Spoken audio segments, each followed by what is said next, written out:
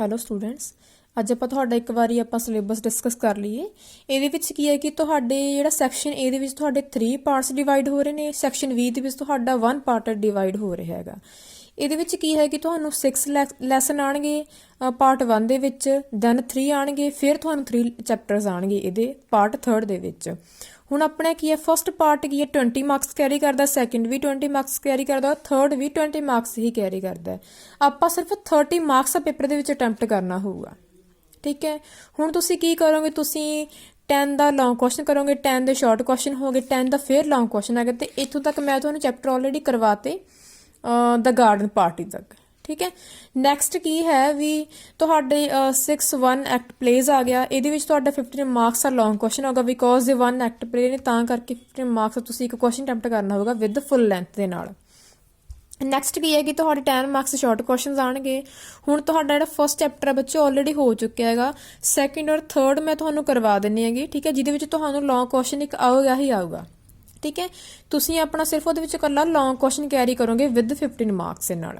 ਹੁਣ ਤੁਹਾਡਾ ਇਹਦਾ 50% ਤੁਹਾਡਾ ਪੇਪਰ ਕੀ ਹੈ ਉਹ ਅਟੈਂਪਟ ਹੋ ਜਾਏਗਾ, ਠੀਕ ਹੈ।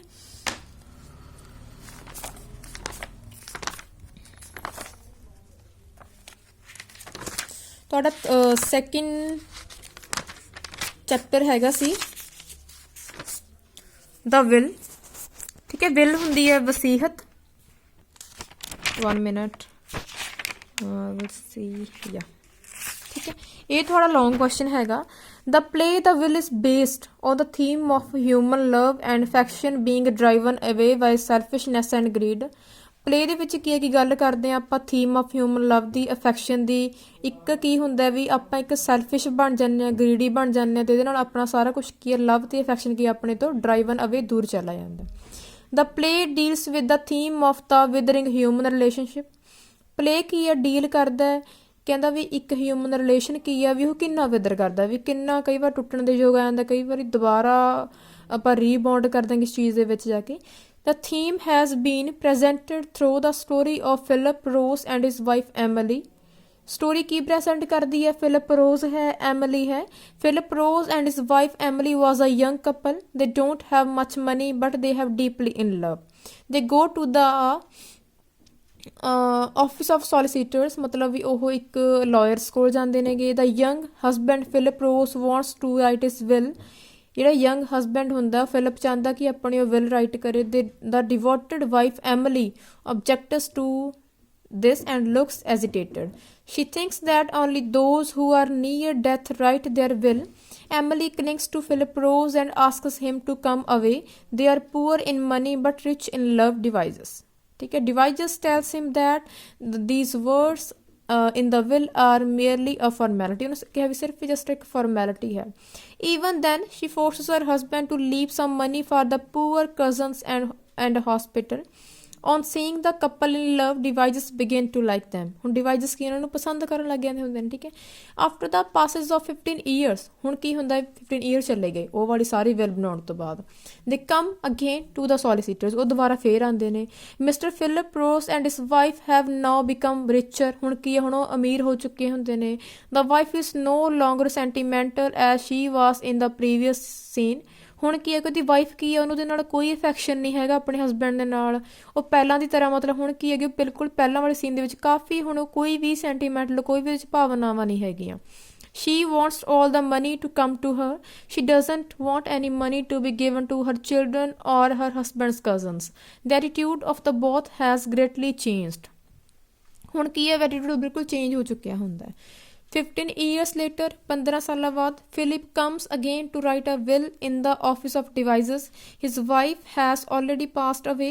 ਹੁਣ ਕੀ 15 years later Philip ਆਉਂਦਾ ਹੁੰਦਾ ਹੈਗਾ ਇੱਕ will ਬਣਾਉਣ ਦੇ ਲਈ office of devices, ਠੀਕ ਹੈ। devices ਕੌਣ ਨੇ, ਵਿੱਚ lawyers ਨੇ ਦੋਨੋਂ, ਇੱਕ ਮਤਲਬ ਫਾਦਰ ਹੈ, ਇੱਕ ਉਹਦਾ ਬੇਟਾ ਹੈ, father and son.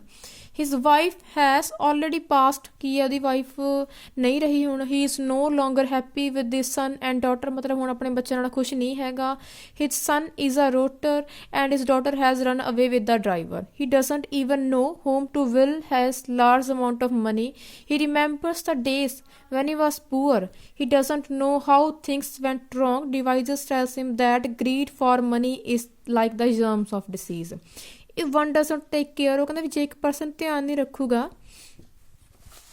These germs destroy a man. Sir Philip would like to save some people by serving them. He would like to save as many people as he can from the ruin that he had already seen in the case of his own children.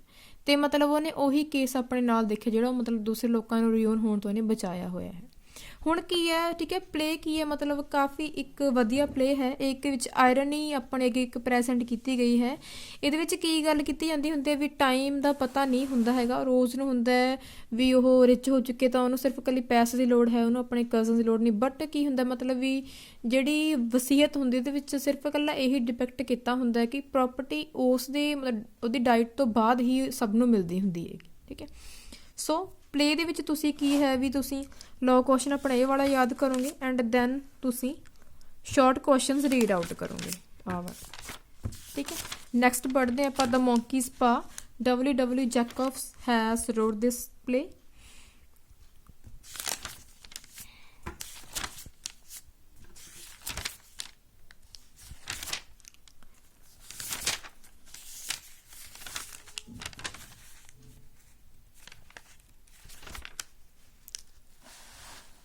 ਤੁਸੀਂ ਇਹਦੇ ਵਿੱਚ ਆਹ ਵਾਲਾ question ਕਰੋਗੇ supernatural elements ਵਾਲਾ।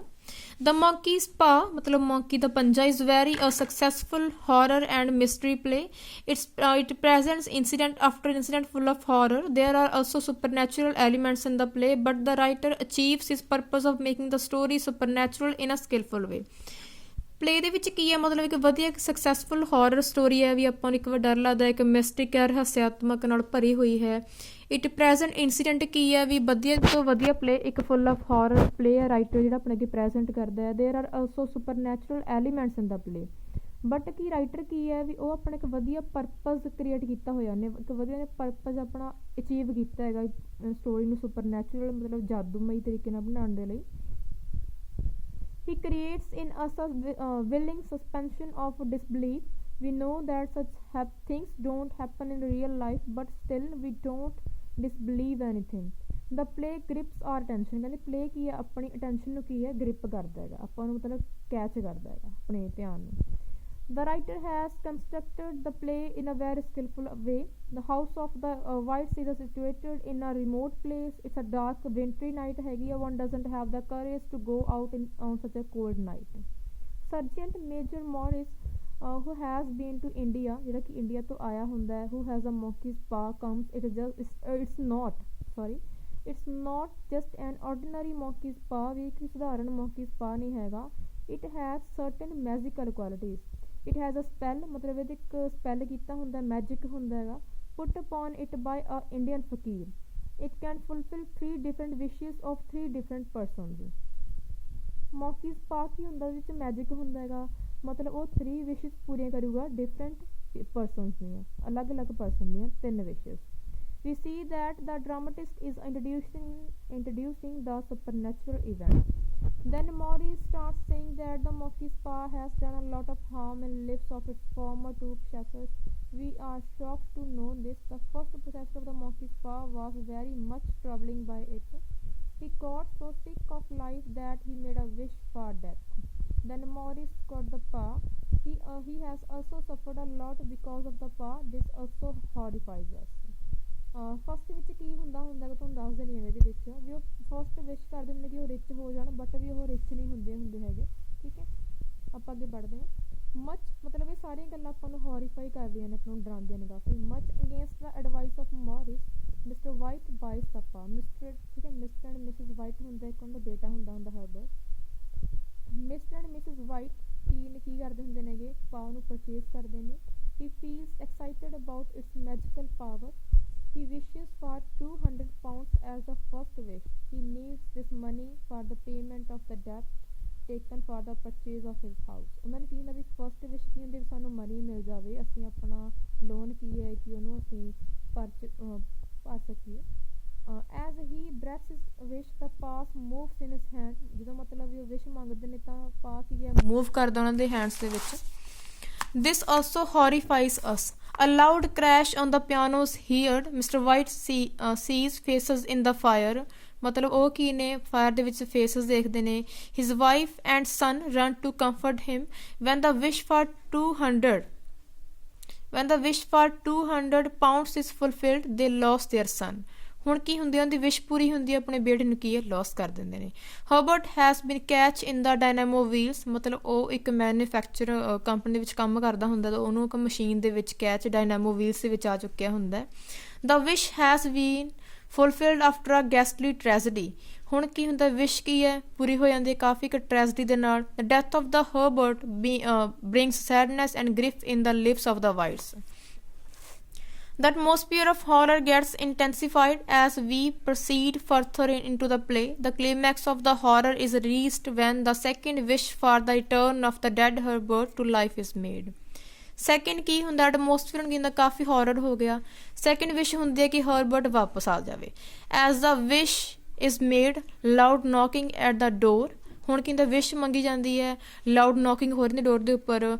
Mister white goes hurriedly to the door to open it. Mr. White would not like to see the sight of a mutilated Herbert. ਹੁਣ ਕੀ ਹੁੰਦਾ ਵੀ ਮਿਸਟਰ ਵਾਈਟ ਬਿਲਕੁਲ ਪਸੰਦ ਨਹੀਂ ਕਰਦਾ ਕਿ ਉਹ ਇੱਕ ਮਿਸਟਰ ਐਂਡ ਮਿਸਿਸ ਵਾਈਟ ਨਹੀਂ ਚਾਹੁੰਦੇ ਕਿ ਆਪਣੇ ਬੇਟੇ ਨੂੰ ਮਿਊਟੀਲਾਈਟ ਮਤਲਬ ਕੱਟੀ ਵੱਡੀ ਬੋਡੀ ਨੂੰ ਦੇਖਣ। White struggles with the stiff upper bolt. ਹੁਣ ਕੀ ਹੁੰਦਾ ਮਿਸਿਸ ਵਾਈਟ ਕੀ ਹੁੰਦੀ ਹੈ ਕਾਫੀ ਸਟਰਗਲ ਕਰਦੀ ਹੈ ਵੀ ਇਹ ਕੀ ਹੋ ਰਿਹਾ। Mister White in the meantime makes another wish cancelling the effect of the second. ਉਹ ਕਹਿੰਦਾ ਵੀ ਮੇਰਾ ਬੇਟਾ ਵਾਪਸ ਚਲਾ ਜਾਵੇ ਮੈਂ ਨਹੀਂ ਦੇਖ ਸਕਦਾ। ਦ ਨੌਕਿੰਗ ਕੀ ਹੁੰਦਾ ਸਟਾਪ ਹੁੰਦੀ ਹੈ at once and there is a perfect silence of the graveyard outside the house. ਹੁਣ ਕੀ ਹੁੰਦੇ ਬਿਲਕੁਲ ਸ਼ਾਂਤੀ ਆ ਚੁੱਕੀ ਹੁੰਦੀ ਉਹਦੇ ਘਰ ਦੇ ਬਾਹਰ, ਕੋਈ ਡੋਰ 'ਤੇ ਨੌਕ ਨਹੀਂ ਕਰ ਰਿਹਾ ਹੁੰਦਾ। We have passed through a horrifying experience, ਮਤਲਬ ਆਪਾਂ ਨੂੰ ਪਲੇ ਕੀ ਹੈ ਕਾਫੀ ਹੌਰੀਫਾਈਂਗ ਐਕਸਪੀਰੀਅੰਸ ਆਪਣੇ ਅੱਗੇ ਕ੍ਰੀਏਟ ਕਰਦਾ। All this time, our sense of disbelief is suspended. The monkey's paw is a play of horror and supernatural elements. ਹੁਣ ਕੀ ਹੈ play ਕੀ ਹੈ horror ਦੇ ਨਾਲ ਭਰਿਆ ਹੋਇਆ and supernatural elements ਹੈ, ਠੀਕ ਹੈ। ਆਪਾਂ ਇੱਕ ਵਾਰ ਮੈਂ ਫੇਰ ਰਿਪੀਟ ਕਰ ਰਹੀ ਹਾਂ ਵੀ ਤੁਸੀਂ ਪਹਿਲੇ ਤੁਹਾਡੇ ਸੈਕਸ਼ਨ 1 ਦੇ ਵਿੱਚ ਤੁਹਾਡੇ 3 ਸੈਕਸ਼ਨ ਏ ਦੇ ਵਿੱਚ ਤੁਹਾਡੇ 3 ਪਾਰਟ ਵੜਨੇ, ਤੁਸੀਂ ਸਿਰਫ ਉਹਦਾ ਇਕੱਲੇ 30 ਮਾਰਕਸ ਦਾ ਪੇਪਰ ਤੁਸੀਂ ਕੈਰੀ ਕਰਨਾ ਹੈ। ਸੈਕਿੰਡ ਇਹ ਕਿ ਤੁਸੀਂ ਇਕੱਲਾ 15 ਮਾਰਕਸ ਵੀ ਇਕੱਲਾ ਲੌਂਗ ਕੁਐਸਚਨ ਅਟੈਂਪਟ ਕਰ ਸਕਦੇ ਹੋ। ਓਕੇ।